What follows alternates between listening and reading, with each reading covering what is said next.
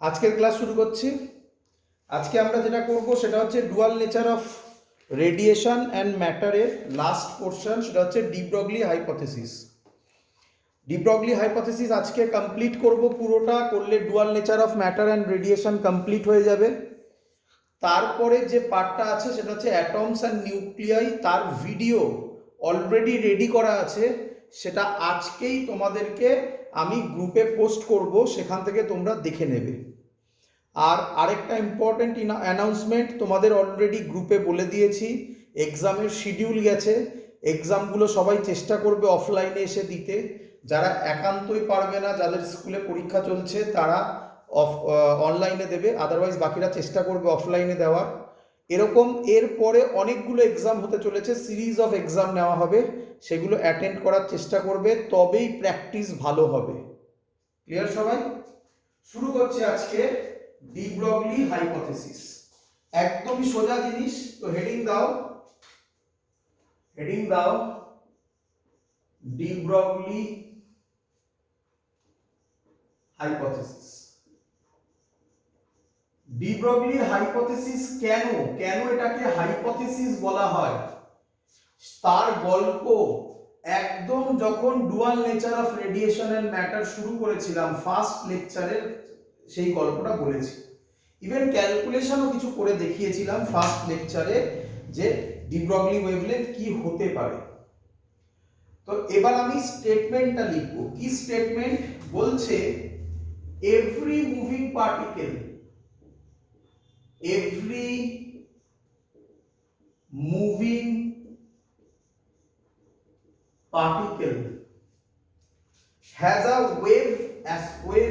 has a wave associated with it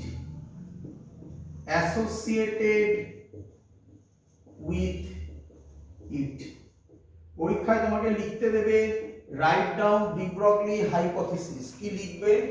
every moving particle has a wave associated with it.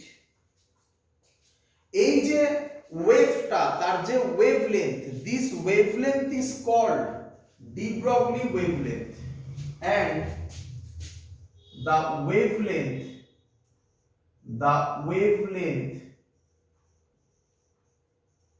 is called de Broglie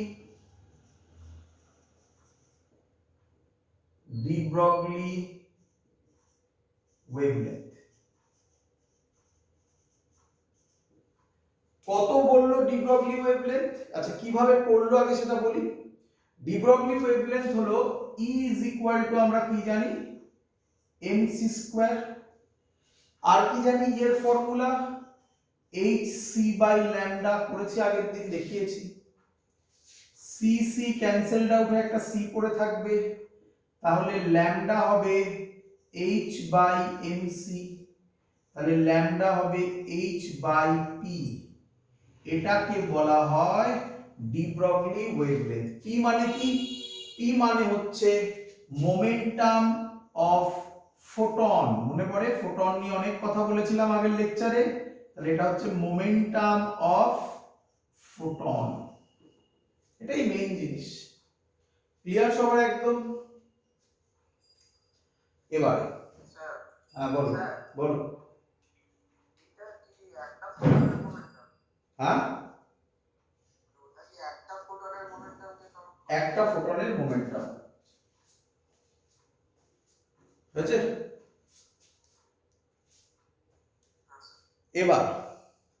এবার যদি আমরা এটাকে কোন একটা পার্টিকেলের জন্য ভাবি, তাহলে কি হবে? কোন একটা পার্টিকেল, এনি পার্টিকেল, তাহলে তার ফর্মুলা হবে h বাই mv, তাই না? h by mv। তখন তো যে কোনো পার্টিকেল তো c স্পিডে যাবে না, না, কত স্পিডে যাবে? v স্পিডে। তো ক্যালকুলেশনের সুবিধার জন্য বলছি, ভালো করে শুনবে এটা, ক্যালকুলেশনের সুবিধার জন্য আমরা বলছি, আইডিয়া পাওয়ার জন্য বলছি। আমি এবার যেটা বলতে চলেছি সেটা পরীক্ষায় আসবে না, বাট শুনে নাও। যদি ভালো করে শোনো, যদি ওয়েভ ওয়েভলেন্থ খুব খুব ছোট হয় তাহলে তাকে ডিটেক্ট করা খুব ডিফিকাল্ট হয়ে যায়। আমরা জেনারেলি যেটা খালি চোখে ডিটেক্ট করতে পারি সেটা কি অ্যামস্ট্রং লেভেলে, তাই না? ভিজিবল লাইটের ওয়েভলেন্থ কিসের ডিপেন্ড, মানে কোন রেঞ্জে থাকে? 3000 থেকে 7000 অথবা 4000 থেকে 8000 অ্যামস্ট্রং, তাই না? তো এবার দেখো একটা এক্সাম্পল হিসাবে দেখাচ্ছি। কি এক্সাম্পল? ধরো তুমি একটা মাস নিলে যার মাস 1 কেজি, ক্লিয়ার? একটা বল ভাবো, 1 কেজির একটা বল, সেটা কত স্পিডে যাচ্ছে ভাবো। ভি নিলে 1 মিটার পার সেকেন্ড, সুবিধার জন্য 1 নিচ্ছি, 10 হতে পারে, যা ইচ্ছে হতে পারে। এবার দেখো তাহলে ল্যামডা কি হবে, দেখো দেখি। ল্যামডা হবে h এর value 6.6 into 10 to the power minus 34 by 1 into 1, মানে এত মিটার। ভাবতে পারছো? ল্যামডা হবে 6.6 into 10 to the power minus 34 metre. Angstrom হলে -10, অ্যামস্ট্রং হলে -10, ফার্মি হলে -15, তার থেকেও কত কত ছোট। তাই তাই এবার ভাবো এবার কি হবে। এই যে আমরা হেঁটে যাচ্ছি, আমাদের মাস কি হবে? 50 কেজি, 100 কেজি। তাহলে যদি m এর ভ্যালু 50 কেজি বসাও, ডিনোমিনেটর বাড়বে, ল্যামডা আরো কমবে, তাই না? v 1 মিটার পার সেকেন্ডের থেকে বাড়বে, বাড়লে কি হবে? আরো কমবে। তাই জেনারেলি যে পার্টিকেল গুলো ডেইলি লাইফে আমরা চোখে দেখি তাদের ক্ষেত্রে এই ল্যামডাটা খুব ছোট হয়ে যায়, তাই আমরা বুঝতে পারি না বা ডিটেক্ট করতে পারি না। কার ক্ষেত্রে এটা ডিটেক্ট করা খুব ভালো সুবিধা হয়? ডিটেক্ট করার সুবিধা হয় ফান্ডামেন্টাল পার্টিকেল। ফান্ডামেন্টাল পার্টিকেল মানে কি? ইলেকট্রন, প্রোটন, এদের ক্ষেত্রে। আমরা ইলেকট্রনের জন্য একটু করে দেখাই তোমাকে ক্যালকুলেশনটা। এবার ইম্পর্টেন্ট জিনিস বলতে চলেছি। তাহলে ইলেকট্রনের জন্য যদি হয় তাহলে ল্যামডা হবে, ইলেকট্রনের জন্য, হ্যাঁ, ফর ইলেকট্রন, শর্টে লিখলাম ই মাইনাস মানে ইলেকট্রন, তার জন্য হবে lambda 6.6 into 10 to the power minus 34। ইলেকট্রনের মাস কত জানো আশা করি সবাই? 9.1 into 10 to the power minus 31 kg. আর ভি কত, কত স্পিডে যায় ইলেকট্রনগুলো? রাফলি 10 to the power 6 metre per সেকেন্ডে মুভ করে, রাফলি। আমি একটা 10 টু দি পাওয়ার 6 নিলাম ওটাকে। এবার ক্যালকুলেট করো, দেখো 6.6 বাই 9.1 তো থাকবে, তাই নিয়ে কোনো ঝামেলা নেই। -31 -34 কেটে 10 টু দি পাওয়ার -3 হবে। এই 6টা উপরে উঠলে কত হবে? 10 টু দি পাওয়ার -9। হ্যাঁ রে, অ্যামস্ট্রং এর কাছাকাছি আসছে। কি রে?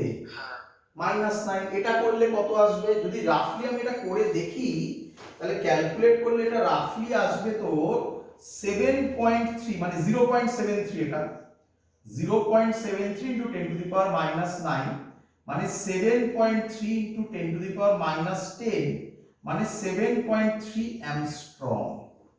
দেখা গেল? মিলল?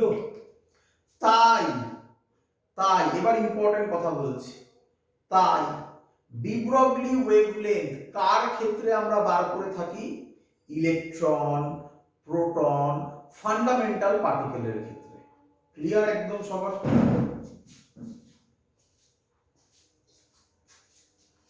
ক্লিয়ার?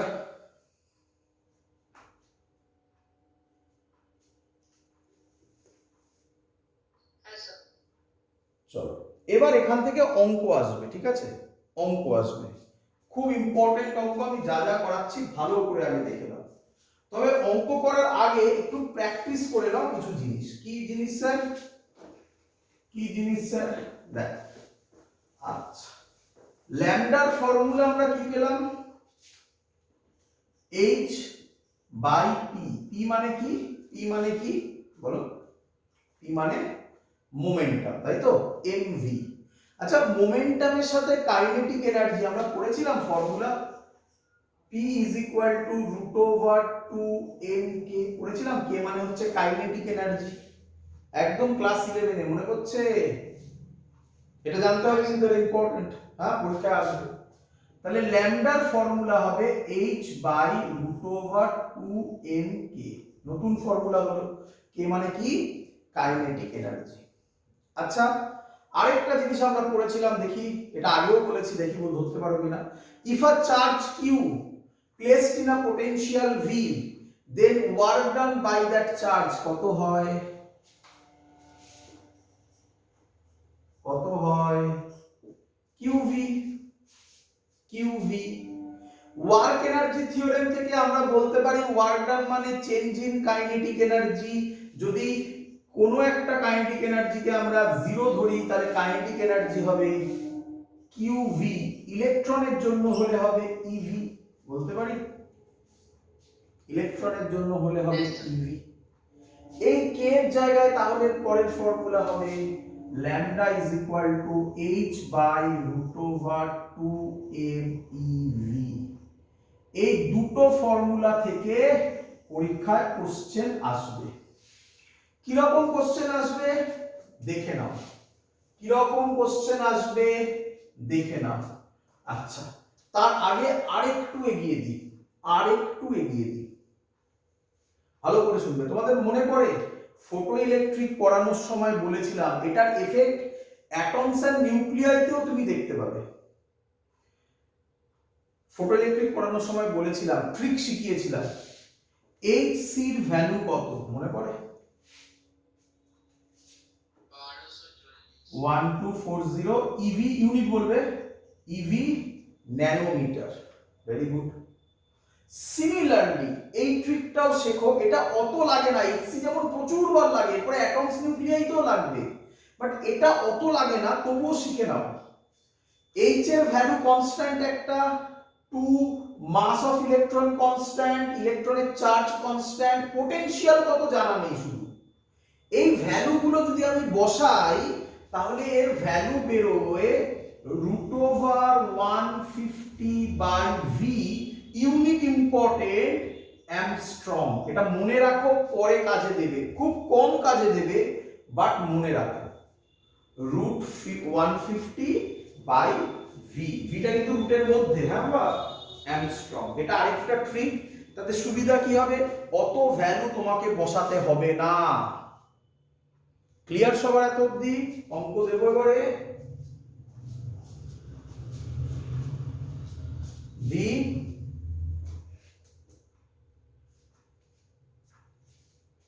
কি বলছে প্রথম অঙ্ক, এখান থেকে কি রকম অঙ্ক আসবে দেখো এবারে। বলছে an electron comma proton and alpha particle, শর্টে লিখলাম electron, proton and alpha particle, প্রোটনকে আরেকভাবে লেখা যায় H11, সেগুলো এখনো শেখোনি বলে আমি আর বললাম না, P ফর প্রোটনই ভাবো আপাতত। and alpha particle have same kinetic energy,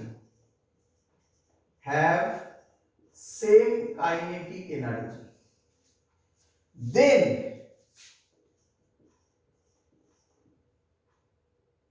arrange them in order of decreasing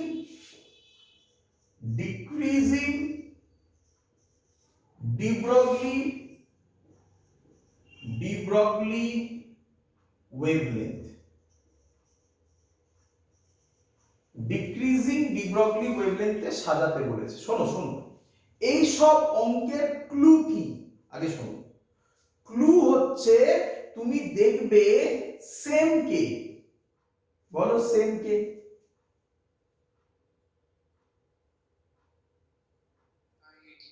kinetic energy, যে সেম থাকবে সেই ফর্মুলাটাকে নেবে। তার মানে কোন ফর্মুলাটাকে নেবে? এই ফর্মুলাটা। এই অঙ্কটাই থাকতে পারতো, শোনো ভালো করে, সেম পোটেনশিয়াল, তাহলে কোন ফর্মুলাটা নিতে বলো তো?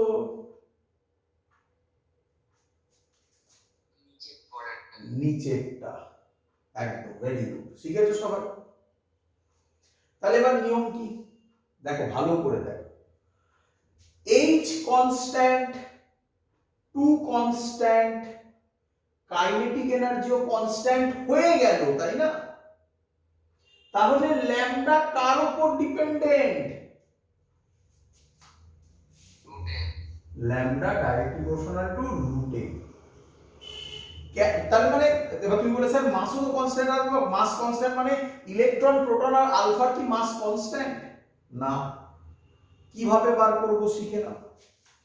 ইলেকট্রনের মাস এমই ধরলাম, এর ভ্যালু তোমরা জানো কত, 9.1। ভ্যালু মনে রাখতে হবে না, বা তোমরা জানো, পড়ে পড়ে মুখস্থ হয়ে গেছে, 10⁻31 কেজি। প্রোটনের মাস, এটাও আশা করি মুখস্থ হয়ে গেছে, এমপি নাম দিলাম। কেউ বলবে কত? কেউ বলবে? হ্যাঁ হ্যাঁ হ্যাঁ, না না 2 না, কখনো 2 না। কি বলছো? 1.6 into 10⁻⁻27 কেজি, এইটাও ঠিক আছে। আচ্ছা বলো তো বাবা, ভালো করে দেখে বলো তো, কার মাস বেশি? ভেরি গুড, এখানে প্রোটনের, এখনো যা লিখেছে। আচ্ছা, এগুলো মনে রাখতে হবে না, জাস্ট এইটুকুই মনে রেখো। এগুলো জানো তো তোমরা যে প্রোটনের মাস বেশি ইলেকট্রনের থেকে, নাকি? আচ্ছা এবার কোথায় গেল আলফা। আচ্ছা আলফার মাস হয় 2 mv, এটা মনে রাখ, বুঝতে হবে। আলফার মাস 2 mv, লেখার কোনো দরকার নেই। তাহলে তুমি আমাকে বলো কার মাস সবথেকে বেশি? আলফা। তাহলে যার মাস সবথেকে বেশি তার ল্যামডা কি হবে? সবথেকে কম। তাহলে ডিক্রিজিং ওয়েভলেন্থ, ডিক্রিজিং মানে আস্তে আস্তে ডিক্রিজ করবে, তাহলে যে সবথেকে কম সে লাস্টে থাকবে, তাই না?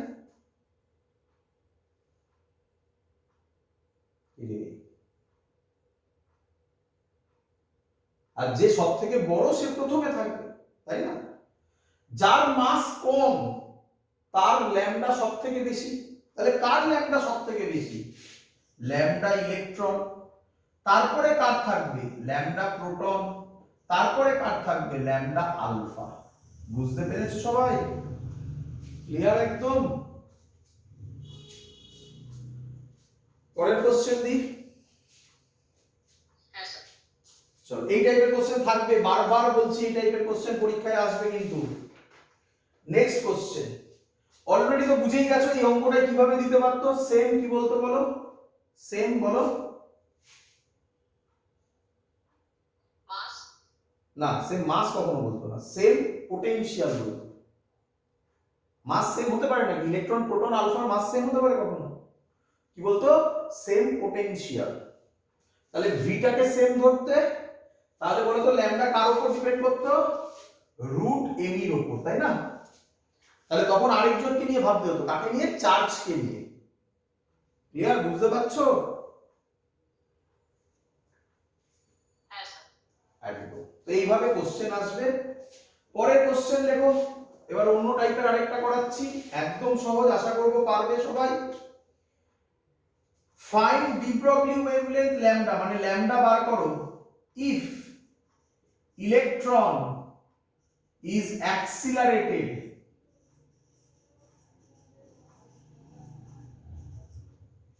find lambda question mark, এটা হ্যাঁ, এটা question mark.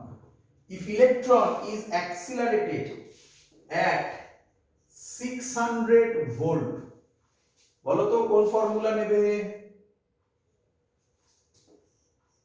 কোনটা নেবে? এটা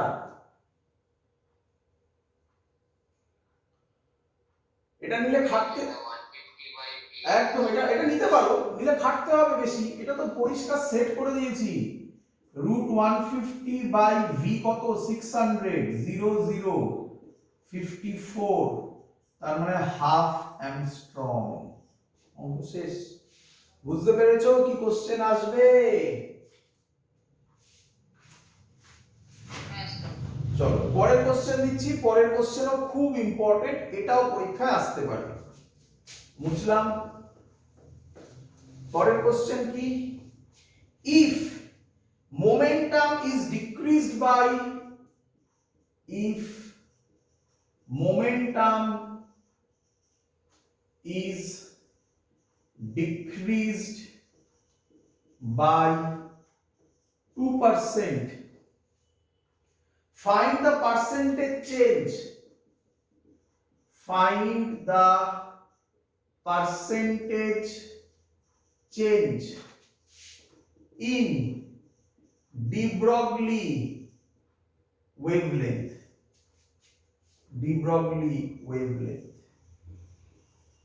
তোমরা তো পার্সেন্টেজ চেঞ্জের ফর্মুলা জানো সবাই। কি ফর্মুলা?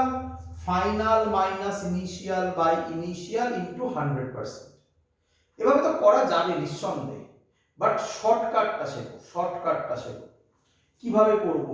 ক্লাস 11 এই টাইপের অঙ্ক শেখানো হয়েছিল, একবার মনে করে নাও। অথবা মনে পড়ে কারেন্ট ইলেকট্রিসিটিতে ছিল একটা রেজিস্ট্যান্সের লেন্থ এত পার্সেন্ট ইনক্রিজ হলে কি হবে তার ট্রিক বলেছিলাম, n স্কয়ার r, মনে করছে এগুলো? সেখানেও দেখানো হয়েছিল। কিভাবে করবে? প্রথমে ফর্মুলা লেখো, ল্যামডার ফর্মুলা h/p, ঠিক করেছি? এবার কিভাবে লিখবে? এরর কে কিভাবে লেখে? ডেল্টা ল্যামডা বাই ল্যামডা, মনে পড়ে?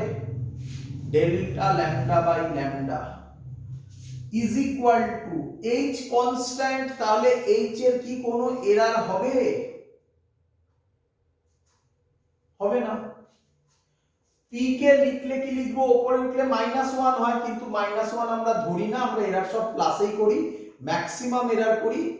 মাইনাসের মিনিং কি অন্যভাবে বলবো, দেখো কিভাবে বলবো। তো এটাকে কি লিখবো? Delta p by p। এটা ইনটু 100% করো, এটাও ইনটু 100% করো। কি বলেছে? মোমেন্টাম ডিক্রিজ বাই 2%, তাহলে ল্যামডা এটাও কত হবে?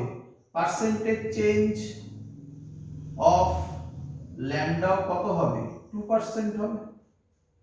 কিন্তু যদি তোমাকে এবার কোশ্চেন করে এটা ইনক্রিজ না ডিক্রিজ, কিভাবে বলবে? দেখো, মোমেন্টাম ডিক্রিজ বাই 2%, মোমেন্টাম কমছে, p যদি কমে ল্যামডা কি হবে?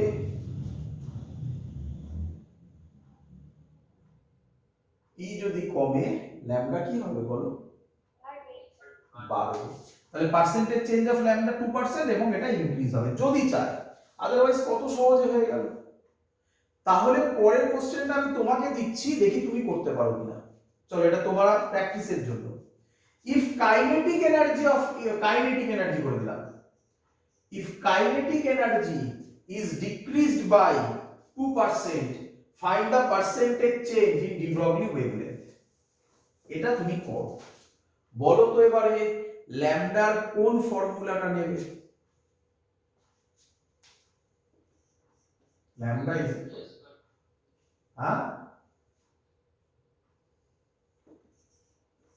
h by root over 2mk।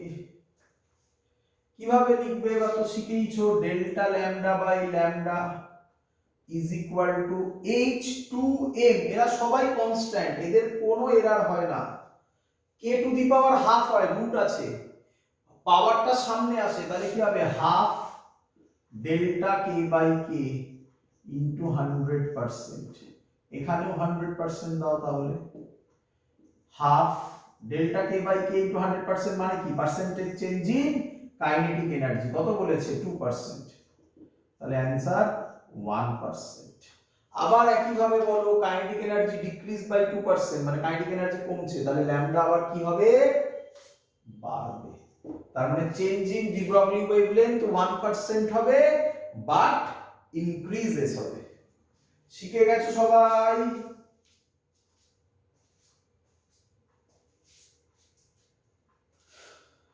Clear?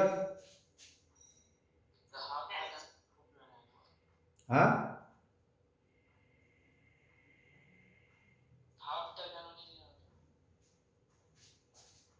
এটাকে এরকম লেখা যায়। এটাকে এরকম লেখা যায় h/√2m k⁻½ লেখা যায়?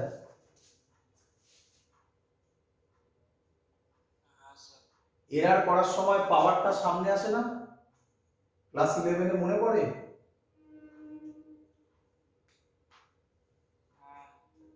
সেই পাওয়ারটাকে সামনে এনেছি। ক্লিয়ার? চলো এবার যেটা আমি বলতে চলেছি, এটা জেনারেলি পরীক্ষায় আসে না, বাট কঠিন কোশ্চেন হলে দিতে পারে, জেনারেলি দেয় না। কি বলছে? একটা ম্যাগনেটিক ফিল্ড আছে, ম্যাগনেটিক ফিল্ডের ভ্যালু কত? বি। ম্যাগনেটিক ফিল্ড আছে, ভ্যালু কত? বি।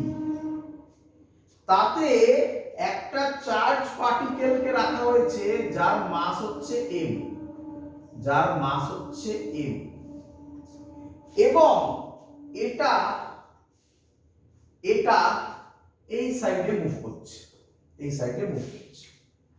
তাহলে বলো আমাকে ম্যাগনেটিক ফিল্ডের সাথে ভেলোসিটি কত অ্যাঙ্গেল করছে? বলো তাহলে কি পাথে ঘুরবে? সার্কুলার পাথে। তাহলে বললো এটা, সেটা বলে দেওয়া যায়, সার্কুলার পাথে ঘুরছে, তার রেডিয়াস বলে দিয়েছে আর। তাহলে কি কি বলে দিয়েছে? ম্যাগনেটিক ফিল্ড বলে দিয়েছে, এখানে লিখছি কি কি বলে দিয়েছে। ম্যাগনেটিক ফিল্ড বলে দিয়েছে, মাস বলে দিয়েছে, আর কি বলে দিয়েছে? রেডিয়াস বলে দিয়েছে। কোশ্চেন করেছে এর ডি ব্রগলি ওয়েভলেংথ কি হবে। দেখো কিভাবে করি, বলে ফেলো আমাকে ল্যামডার ফর্মুলা কি? ল্যামডার ফর্মুলা h/mv, মনে পড়ে তোমাদের? চলো, আচ্ছা সার্কুলার পাথে ঘুরছে, তাহলে ম্যাগনেটিক ফোর্সটার ফর্মুলা কি ছিল? qvr sin থিটা, সরি ভুল বললাম, qvb, qvb sin থিটা, তাই তো নাকি? আচ্ছা এখানে থিটা কত? 90 ডিগ্রি। তোমাদের আশা করি মনে পড়ে ওই ফর্মুলাগুলো বসিয়ে, আচ্ছা বসিয়ে দেখাচ্ছি। qvb sin 91, এই ফোর্সটাই কি ফোর্স দিচ্ছে? সার্কুলার পাথে ঘুরছে মানে কি ফোর্স প্রোভাইড করছে? Centripetal force. মনে পড়ছে ম্যাগনেটিজমে ছিল। কেন বললাম বলো তো তোমাদের এটা দিতে পারে, দেওয়ার চান্স কম? কেন বললাম বলো তো? কারণ ম্যাগনেটিজম তোমরা সেমিস্টার 1 এ দিয়ে এসেছো, তাই না? তাই ওই কোশ্চেনটা এখানে আসার প্রবাবিলিটি কম। জেনারেলি এখান থেকে ওখানে কম্বাইন করবে না, বাট বেঙ্গল বোর্ডের ক্ষেত্রে কিন্তু ইম্পর্টেন্ট, কারণ ওরা ওদের একদম ফুল সিলেবাস, তোমাদের কিন্তু ইম্পর্টেন্ট, ভালো করে শুনবে, তোমাদের ক্ষেত্রে ইম্পর্টেন্ট দিতেই পারে। যাই হোক, তো ভি আর ভি বাবাজি কাটবে, তাহলে বলো QBR is equal two MV। দেখো তো অ্যানসার পেয়ে গেছি কিনা। MV এর জায়গায় কি বসাবো? MV এর জায়গায় কি বসাবো?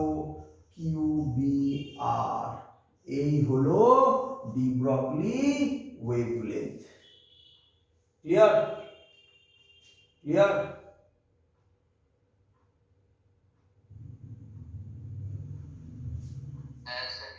চলো এই চার্জ বলে দেওয়া ছিল, সরি আরেকটা জিনিস বলা ছিল, চার্জ হচ্ছে কি, ঠিক আছে?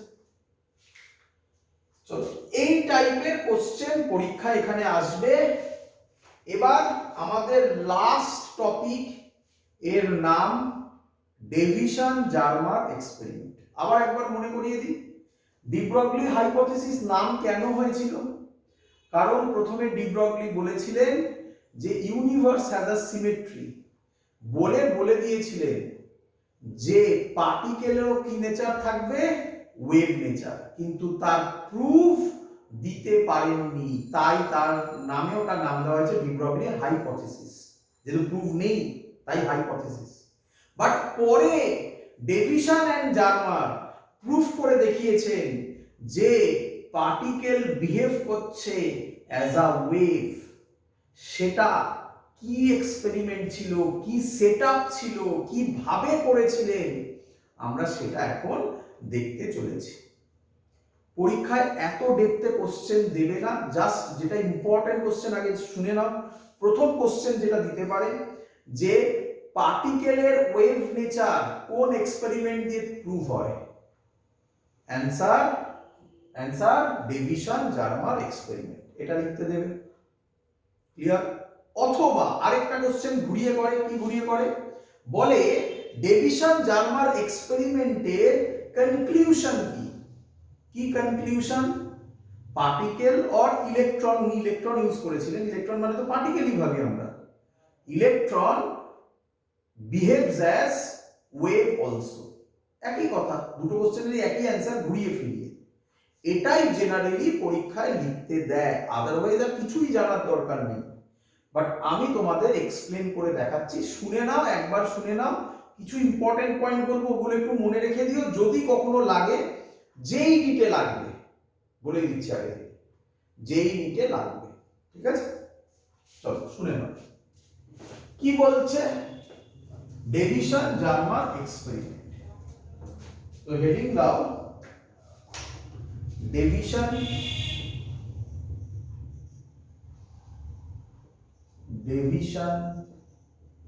জার্মার এক্সপেরিমেন্ট।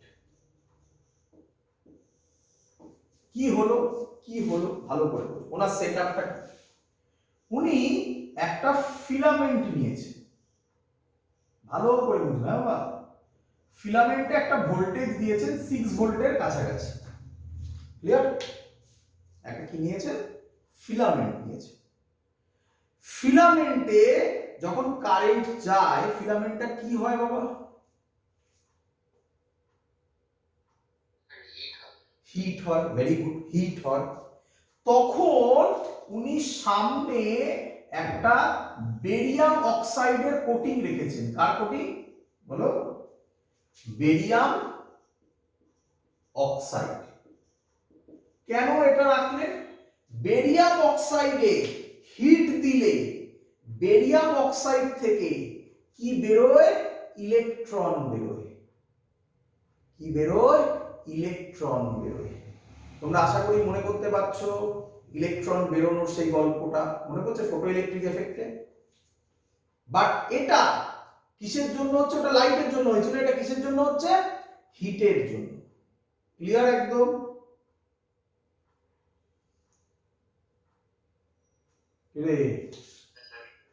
আচ্ছা, এইখান থেকে যে ইলেকট্রন গুলো বেরোয়, বুঝতে পারছো তো? এই ইলেকট্রন গুলো এরকম ভাবে বেরোবে, তাই না? চারিদিকে বেরোবে, তাই না? এটা 1 নম্বর পয়েন্ট। আর 2 নম্বর পয়েন্ট, এই ইলেকট্রন গুলোর কাইনেটিক এনার্জি খুব কম হয়। তাই আমরা এখানে একটা ডেভিশন জার্মার একটা সেটআপ নিয়েছিলেন, একটা সিলিন্ডার নিয়েছিলেন। সিলিন্ডারটা কি সিলিন্ডার? Fine hole. কি সিলিন্ডার? Fine hole. আমি এখন বড় করে দেখিয়েছি, এত বড় নয়, বুঝতে পারছো? একদম তারের মতো সরু, বুঝতে পারছো তো? আমি বড় করে দেখিয়েছি, ফাইন হোল। এবং এতে হাই ভোল্টেজ দিলেন। কি দিলেন বলো? ভোল্টেজ দিলেন, ভি দিলেন। কত ভোল্টেজ দিলেন এতে? ভি। আলাদা করে এইভাবে এঁকে দেখাচ্ছি, আর কিভাবে আঁকবো এটাকে। ভি ভোল্টেজ দিলেন। ভি ভোল্টেজটা হাই, কত? 40 ভোল্ট, 50 ভোল্ট, 60 ভোল্ট, এরকম ভোল্টেজ। ক্লিয়ার? এটা ইম্পর্টেন্ট হতে চলেছে, এই ভিটা মাথায় রেখো। 40 ভোল্ট, 50 ভোল্ট, 60 ভোল্ট এসব দিলে এতে দুটো কাজ হলো। কি কাজ হলো? যে ইলেকট্রন গুলো ছড়িয়ে পড়ছিল, আচ্ছা ভিটা কি? V, positive V. ইলেকট্রনের চার্জ নেগেটিভ, এটা পজিটিভ। তাহলে সেই ইলেকট্রন গুলো আর এরকম ছড়িয়ে পড়বে নাকি এরকম ভাবে আসবে?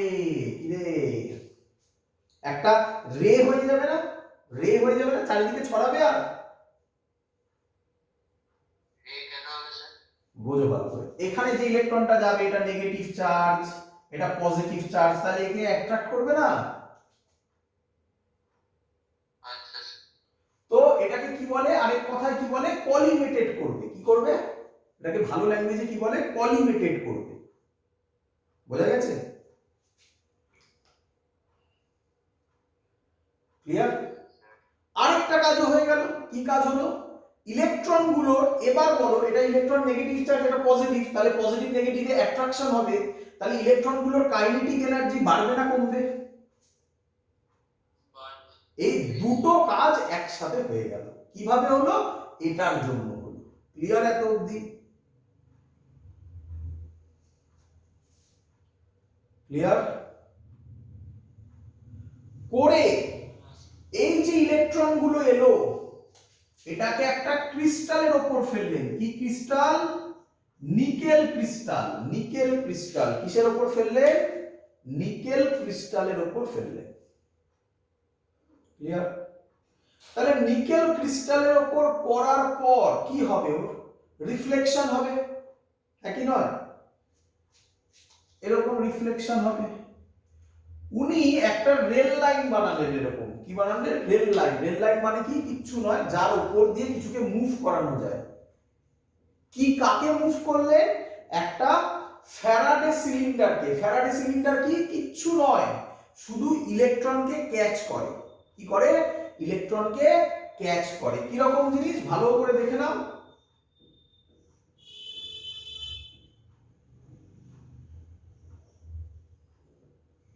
এরকম একটা জিনিস, যেই এর মধ্যে ইলেকট্রন যাবে, ভালো করে শোনো, যেই এর মধ্যে ইলেকট্রন যাবে, ক্লোজ সার্কিট, সাথে সাথে গ্যালভানোমিটারটা কি দেবে? ডিফ্লেকশন দেবে। ডিফ্লেকশন দেওয়া মানে আমরা বুঝতে পারবো যে ওখানেও ইলেকট্রনকে ক্যাপচার করেছে। বুঝতে পেরেছো? ফ্যারাডে সিলিন্ডার হয়েছে। এবার হ্যাঁ হ্যাঁ বলো। এটা এটা জি, গ্যালভানোমিটার। গ্যালভানোমিটার পড়েছিলাম, অ্যামিটার, ভোল্টমিটার, গ্যালভানোমিটার। যে ইলেকট্রনকে ডিটেক্ট ক্যাচ করবে, সাথে একটা ক্লোজ সার্কিট, এর মধ্যে দিয়ে ফ্লো হবে, তাহলে গ্যালভানোমিটার ডিফ্লেকশন দেবে না? আরে তুমি কি চোখে দেখতে পাবে নাকি যে ইলেকট্রন এইভাবে আসছে? তুমি গ্যালভানোমিটারের ডিফ্লেকশন দেখে বুঝবে যে ও ক্যাপচার করেছে। আচ্ছা, এবার ভাবো ভালো করে, যদি এটা পার্টিকেল হিসাবে আসতো, তাহলে পড়ার পর একটা সার্টেন অ্যাঙ্গেলে ডিফ্লেক্ট করতো, হ্যাঁ কি নয়?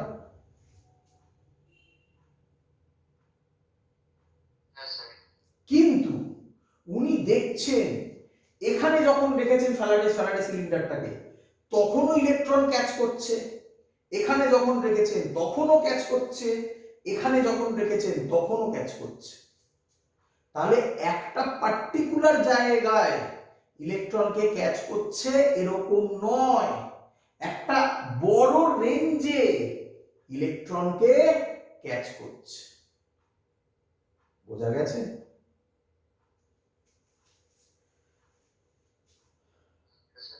এবার তখন উনি কি করলেন? উনি করলেন, এখানে রাখলেন একবার, 1 নম্বর পজিশনে রাখলেন, দেখলেন গ্যালভানোমিটার কতটা ডিফ্লেকশন দিচ্ছে। তারপর 2 নম্বর পজিশনে রাখলেন, দেখলেন গ্যালভানোমিটার কতটা ডিফ্লেকশন দিচ্ছে।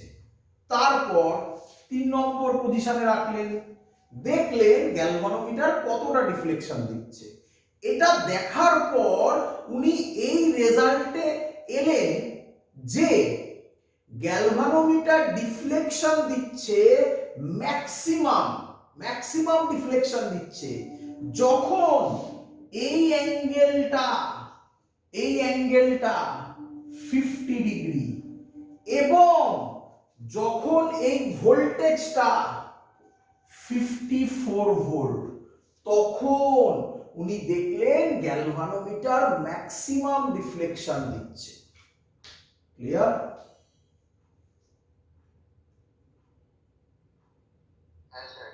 আচ্ছা, তাহলে এখান থেকে উনি কি কনক্লুশনে এলেন?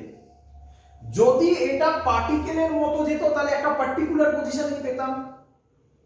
যেহেতু এখানে পড়ার পর ওয়েভ নেচার ফলো করছে, ওয়েভ নেচার ফলো করলে চারিদিকে ছড়িয়ে পড়বে না, ওয়েভ তাই তো বলে, তাই সব জায়গায় পাওয়া যাচ্ছে। এবং এই 2 নম্বর পজিশনে কেন বেশি পাওয়া যাচ্ছে, কারণ এই পজিশনে কনস্ট্রাকটিভ ইন্টারফিয়ারেন্স হচ্ছে। পড়েছিলাম কনস্ট্রাকটিভ ইন্টারফিয়ারেন্স কিসে হয়, ওয়েভ নেচারই তো হয়। তা থেকে উনি এই কনক্লুশনে এলেন যে ইলেকট্রন বিহেভস করছে অ্যাজ আ ওয়েভ। ক্লিয়ার একদম?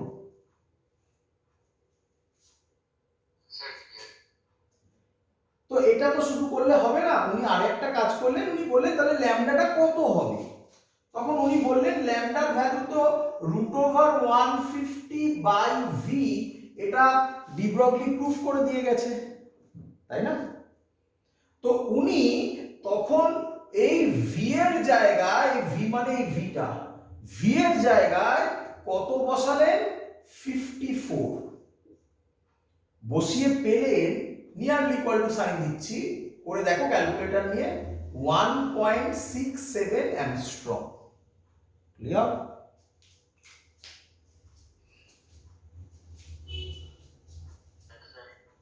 এই ছিল ডেভিশন জার্মানের এক্সপেরিমেন্ট। কিন্তু প্রবলেম এলো একটা, উনি এটা যে বার করলেন এটা ট্রু না ফলস সেটা কিভাবে ডিফাইন্ড হবে? তখন ব্র্যাগস ইকুয়েশন দিয়ে একটা ক্যালকুলেশন করা হলো, সেই ক্যালকুলেশন আমি তোমাকে দেখাচ্ছি। তাহলে এখন যে কথাটা আমি বলতে চলেছি এটা হচ্ছে উনি যে ক্যালকুলেশনটা করলেন সেটা কারেক্ট না রং সেটা দেখার জন্য আরেকটা ক্রস চেক মেথড। ক্লিয়ার? কি মেথড সেটা ভালো করে শুনে নাও।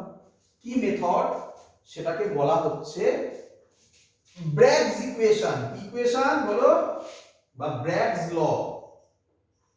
ব্র্যাগস ল কি বলছে? ব্র্যাগস ল, ব্র্যাগস ল বলছে 2d sin theta is equal to m lambda। এই ইকুয়েশন দিয়ে চিন্তালি সব বোঝাবো আমি, বাট এগুলো পরীক্ষা ইম্পর্টেন্ট নয়, জাস্ট শুনে রাখো। এই ইকুয়েশন দিয়ে বোর্ডসের জন্য ইম্পর্টেন্ট নয়, হ্যাঁ যেই নিটেও সেম জিনিস হবে সেখানে ইম্পর্টেন্ট, বলে দিচ্ছি আগে থেকে। যাই হোক, তো এই ইকুয়েশন দিয়ে উনি ল্যামডা বার করলেন। যদি ওনার ল্যামডাটা এই ল্যামডার কাছাকাছি যায় তাহলে আমরা বলবো ঠিক আছে, আর যদি অনেক দূরে চলে যায় তাহলে বলবো ভুল হয়েছে। ক্লিয়ার? ক্লিয়ার? তাহলে এবার তো বলতে হবে প্রত্যেকটা জিনিসের মানে কি। টু তো জানোই সবাই, ডি মানে কি লেখো। ডি মানে distance, distance between atomic layer. D মানে কি বলো? Distance between atomic layer. হয়েছে?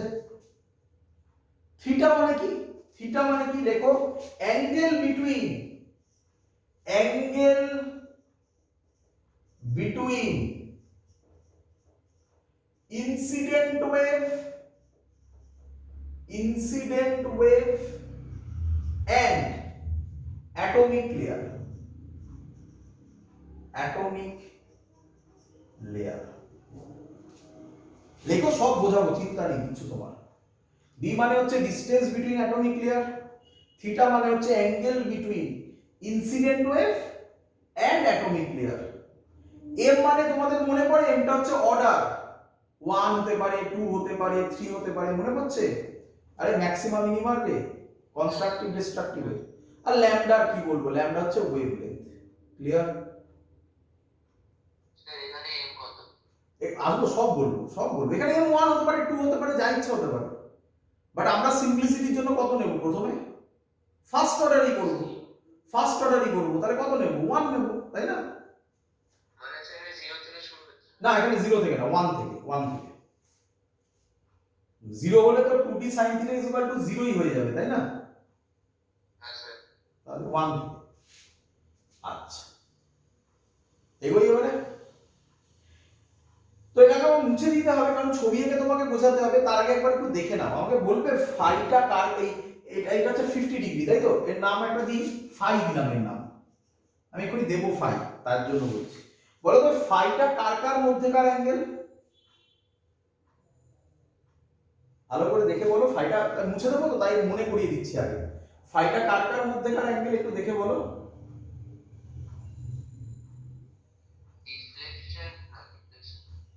ইনসিডেন্ট ওয়েভ, ইনসিডেন্ট রে, যা ইচ্ছা বলো, আর রিফ্লেক্টেড রে, তাই না? ভালো করে বোঝো, এটা কিন্তু নরমাল নয়, এখানে এটা নরমাল হয়ে যাচ্ছে, বাট অ্যাকচুয়াল ফাইটা কার কার মধ্যেকার অ্যাঙ্গেল? ইনসিডেন্ট রে, রিফ্লেক্টেড রে। এটা মনে রেখো কিন্তু, ফাইটা কার কার মধ্যেকার অ্যাঙ্গেল? ইনসিডেন্ট রে, রিফ্লেক্টেড রে। ক্লিয়ার? মুছে দিয়ে এবারে।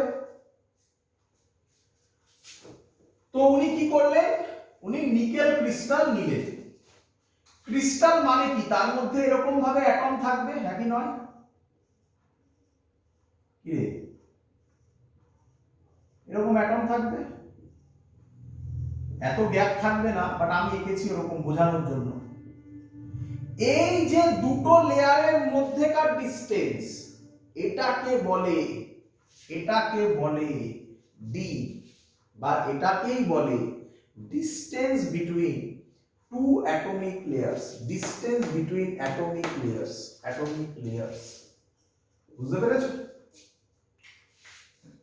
পেরেছো? আচ্ছা, থিটা বুঝতে গেলে আরেকটু ধৈর্য ধরতে হবে।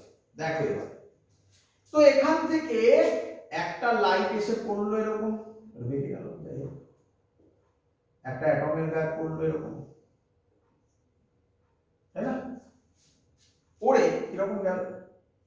এরকম গেল। ক্লিয়ার?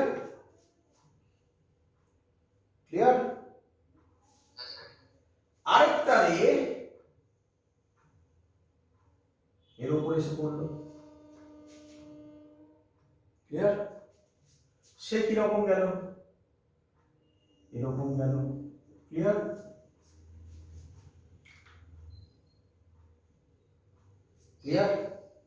এবার আমি কি বলতে পারি এটা ইনসিডেন্ট রে, এটা অ্যাটমিক লেয়ার, এটা ইনসিডেন্ট রে, এটা অ্যাটমিক লেয়ার? Play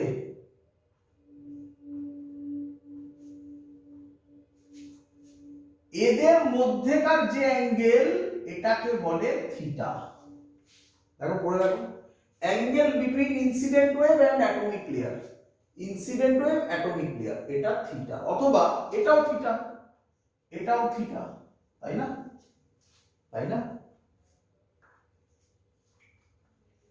clear?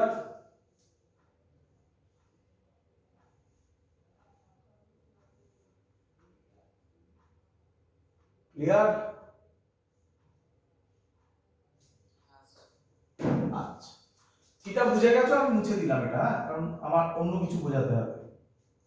আচ্ছা, এই লাইটটাকে যদি আমি পারপেন্ডিকুলারলি বাড়াই, এবং এই লাইটটাকে যদি আমি পারপেন্ডিকুলারলি বাড়াই, এটা থিটা, এর নাম এ দিলাম, এর নাম বি দিলাম, এর নাম সি দিলাম, তাহলে আমি কি বলতে পারি প্রথম লাইটটা যেভাবে গেছে, সেকেন্ড লাইটটা এক্সট্রা যে পাথ কভার করেছে সেটা হচ্ছে এবি প্লাস বিসি,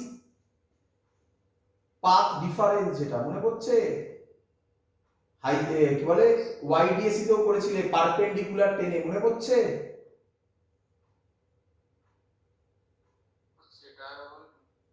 ভালো করে দেখো, আমি এখান থেকে এটা স্ট্রেট লাইন পারপেন্ডিকুলার টেনেছি, এটাও পারপেন্ডিকুলার টেনেছি। তার মানে যখন লাইট এখান থেকে এখানে এসে পৌঁছেছে, তখন লাইট এখান থেকে এখানে এসে পৌঁছেছে। যখন লাইট এখান থেকে এখানে গেছে, তখন লাইট এখান থেকে এইখানে এসছে। তার মানে এক্সট্রা পাথ কত গেল? এবি প্লাস বিসি গেল না? তাহলে পাথ ডিফারেন্স কত বলবো? পাথ ডিফারেন্স কত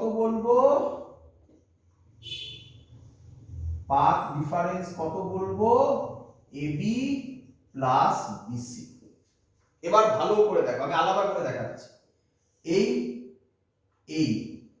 এটা এ, এটা বি, এটা সি। বড় করে দেখাচ্ছি, নাহলে বোঝাতে কষ্ট হবে। ভালো করে দেখো, এই অ্যাঙ্গেলটা থিটা, এটা একটা ডট, এটা একটা ডট, মানে এটা একটা ডট, এখানে একটা ডট আছে এরকম। এই ডিসটেন্সটা ডি বলতে পারি, এই ডিসটেন্সটাকে ডি বলতে পারি। রে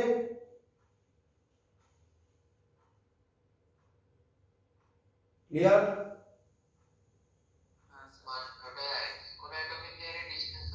একদম অ্যাটমিক লেয়ারই তো ডিসটেন্স, এটা আর এটা মানে তো অ্যাটমিক লেয়ারেরই ডিসটেন্স, তাই না? এটা যদি থিটা হয় তাহলে বলতো এই অ্যাঙ্গেলটা কত হবে? 90 মাইনাস থিটা, 90 মাইনাস থিটা।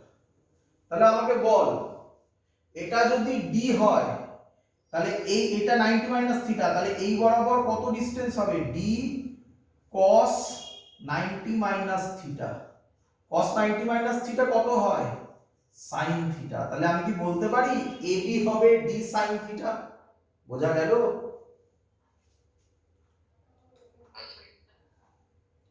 সবার ক্লিয়ার?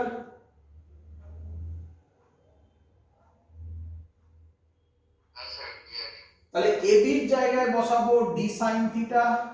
সিমিলারলি বিসির জায়গায়ও কত বসাবো? তাহলে টোটাল কত হলো?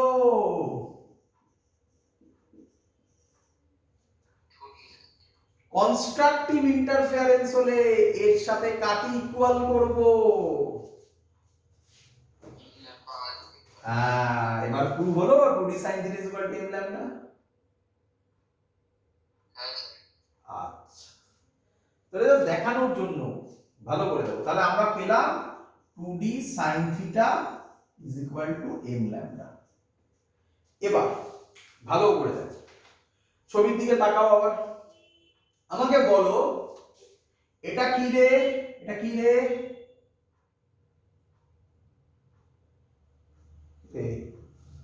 এটা কি রে? ইনসিডেন্ট রে। এটা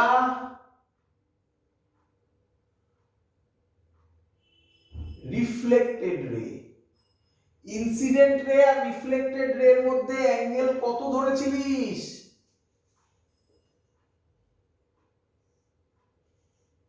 কত ধরেছিলিস? ফাই ধরেছিলিস না? মনে পড়ছে? ইনসিডেন্ট রে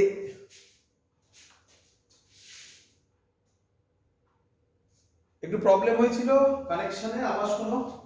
দেখো এটা কি রে? ইনসিডেন্ট রে। এটা কি রে? রিফ্লেক্টেড রে। ইনসিডেন্ট রে আর রিফ্লেক্টেড রে এর মধ্যে অ্যাঙ্গেল কত ধরেছিলাম? ফাই। তাহলে নরমালের সাথে এটা 5/2, এটা 5/2 হবে না রে? আর মনে করে এই অ্যাঙ্গেলটা কত ধরেছিলাম? থিটা। তাহলে বল থিটা প্লাস 5/2 কত হবে? থিটা প্লাস 5/2 কত হবে? কত হবে? 90 ডিগ্রি। ফাই এর ভ্যালু যেটা ডেভিশন জার্মান ইউজ করেছিলেন সেটাই নেওয়া হচ্ছে, যাতে বোঝা যায় যে ঠিক হচ্ছে কিনা। কত কত বেরিয়েছিল ফাই এর ভ্যালু? 50 ডিগ্রি। তাহলে 5/2 কত হবে? 25 ডিগ্রি। 25 ডিগ্রি এদিকে গেলে কত হবে? 90 মাইনাস 25 কত হবে? 65 ডিগ্রি। তাহলে থিটার ভ্যালু আমরা পেয়ে গেছি 65 ডিগ্রি। আর ক্যালকুলেট করে দেখা গেছে, এটা আলাদা এক্সপেরিমেন্ট করে দেখা গেছে, ডি এর ভ্যালু ইন্টার অ্যাটমিক ডিসটেন্স হয়, ইন্টার অ্যাটমিক ডিসটেন্স হয় 0.91 অ্যাংস্ট্রম। এই ভ্যালুটা এখানে আমরা প্রুভ করছি। 2 into 0.91 into sin 65, m এর ভ্যালু 1 নিলাম, ল্যামডা 1 মানে ফার্স্ট অর্ডারের জন্য করছি। এখান থেকে ক্যালকুলেট করলে ল্যামডার ভ্যালু নিয়ারলি বেরোবে 1.65 অ্যাংস্ট্রম। আর ডেভিশন জার্মার কতবার করেছিলেন? 1.67 অ্যাংস্ট্রম। এটা থেকে একদম গায়ে, এটা থেকে প্রুভ হলো যে এক্সপেরিমেন্টটা ঠিক ছিল। একদম বুঝতে পেরেছিস সবকিছু? ব্র্যাগসের কনসেপ্টটা বুঝতে পেরেছিস? That's all. Dual nature of matter and radiation এখানেই শেষ হলো। অ্যাটমস অ্যান্ড নিউক্লিয়ার ভিডিও আমি তোমাদের এখনই পাঠাচ্ছি, তোমরা পারলে আজকেই দেখে রাখবে অ্যাটমস অ্যান্ড নিউক্লিয়ার ভিডিও। আজকের ক্লাস এত অবধি থাকলো।